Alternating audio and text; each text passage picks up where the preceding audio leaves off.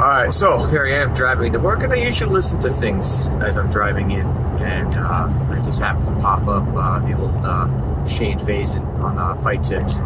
He came out with what is the best set of moves, what's the best move defense from, he had some really good points, and I kind of want to divulge a little bit into a self-defense practitioner's view on that. Alright, so on the first one, the S tier, the double leg takedown to ground and pound. I don't mind it. I like that. That splits into two categories.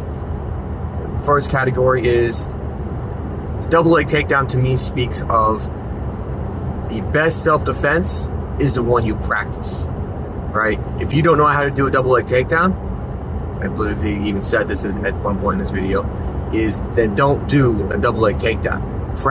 Do what you're good at, right? If you're not good at it, don't do it. And to the ground and pound, perfect. Ground and pound is great. There's a caveat, thinking about, if you know your local laws.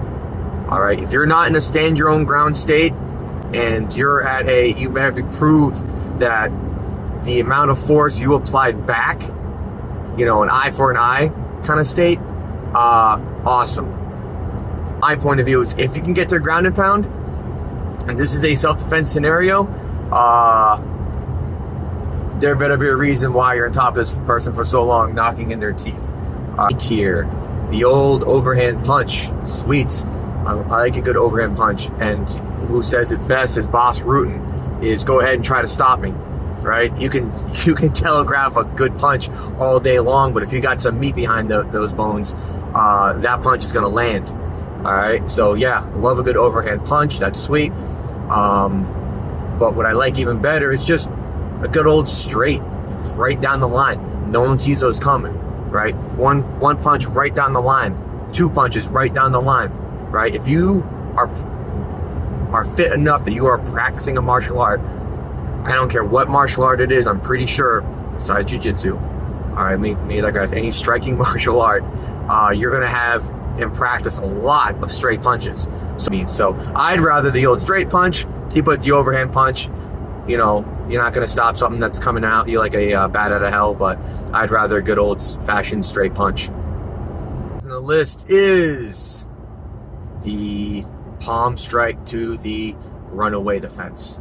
All right, sweet. Yeah, I tell all of my students, if you are practicing how to punch and you don't have that dialed in yet, hell yeah, palm strike. Save those knuckles. The last thing you need to do is Wolverine out these little bones here in your wrist, or a self-defense situation or a street fight situation, and now you're out one of your weapons, right?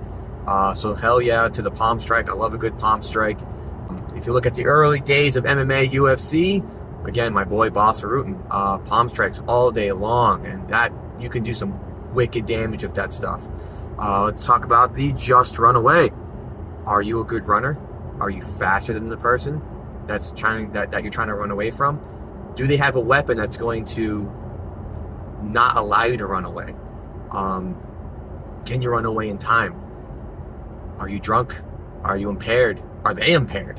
All right, so there's a lot of things to think about. Do you have a place to run away to? Do you have a plan of where you're running? Do you know where you are? Running away might not always be the best option. Sometimes if you are in a self-defense situation and you recognize that you are in a self-defense situation, then do a self-defense situation, right? If that makes sense. Running away should be something like, do I have the option? That should be a split-second decision. Do I have the option right now to run away? Awesome. Am I with someone? Am I with my girlfriend? Am I with my boyfriend? Am I with someone that I love and care for? They can't run away, right? So these are all things. Running away, not always the best option. Honestly, I see why it's on the list, but if we're talking about the first couple ones, we're doing damage. Okay, sure, all right. Running away should be on there someplace, but it should be on an island of its own. All right, let's see what the next one is. Groin kicks, headbutts, eye pokes, your standard go-to Krav Maga jokes, right? And I say jokes, I mean like, I'm gonna do Krav Maga today. I'm gonna go kick someone in the groin, right? Yeah, that's up there. That's definitely. I see why I put it there, because I tell my students this all the time. Do not expect a groin kick to end the fight. I remember the first time I was in a fight outside of school, and a kid fucking lined up on me and groin kicked me. It didn't stop me. Yeah, it hurt, but my adrenaline was so pumped, ready to go. I ignored it because every other muscle in my body was still good to go. So yeah, don't rely on your groin kicks. The eye poke. I mean, if they can't see you, right? You go for that palm strike, and the palm strike turns into a eye scratch or eye gouge. You see that in MMA a lot, or UFC. It's all accidental pokes. Yeah, it could end this quick situation really fast. You destroy someone's ability to see. They were talking about during the palm strikes, punching someone in the nose and all that stuff. Sure, I mean, you're gonna punch someone someplace, right? Don't punch them in the forehead. I was always taught, they made a really good point, what they're on drugs or anything of the sort, that groin kick's not going to work. Well, you could punch them in the throat, everyone needs air. I don't care what drug you're on, you're still going to need an air, so that's always a good option, making someone suck back air really quick, and then just do your self-defense stuff, whatever the situation calls for. Let's see what else is on the list. Joint locks. That's old school Krav Maga right there. Yeah, if you're learning how to do joint locks, you're probably in Aikido, or you're probably in something, you're doing something Kali, Eskrima, anything along those lines. Some sort of martial art that has joint locks.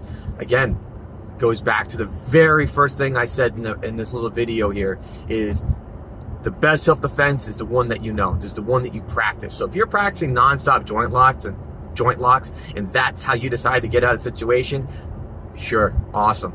That's what you're going to do. So that's why this list it's a list on someone's opinion, someone's point of view, might not be your point of view. Yeah, I messed around with joint locks with my students and stuff, especially if someone grabs your shirt or something, the old quick turnaround move, if you're strong enough to do that.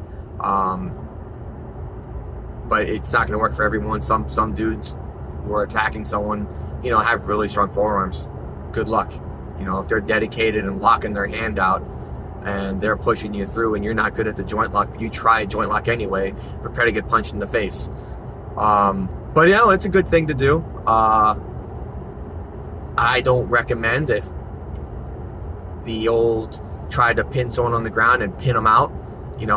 I've always talked about if they have a buddy coming up to help other buddy out, or someone, like, you see your friend on the ground, your friend just picked on someone, and that someone is beating the shit out of your friend now, and they're putting them in a joint lock.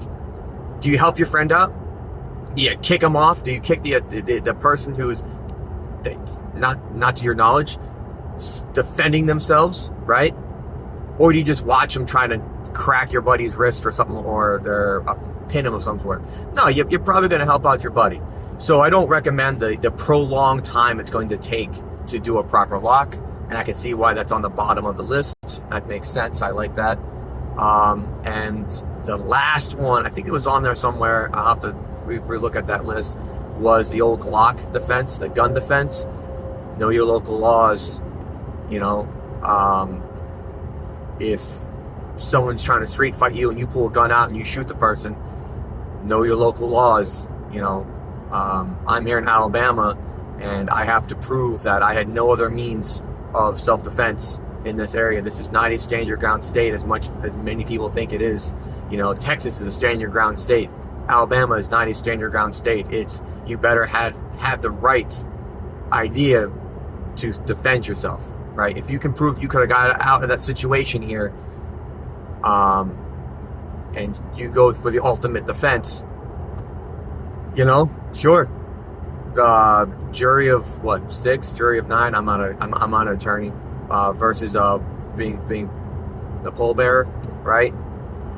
So yeah, that's a pretty sweet list. Obviously, there's some opinions added to the list, a different point of view. Every self-defense instructor is going to have a different point of view, a different take on it, and I appreciate the thought process, the thinking it gets someone to think about. And yeah, awesome. Hope everyone is enjoying their day and has an awesome Friday.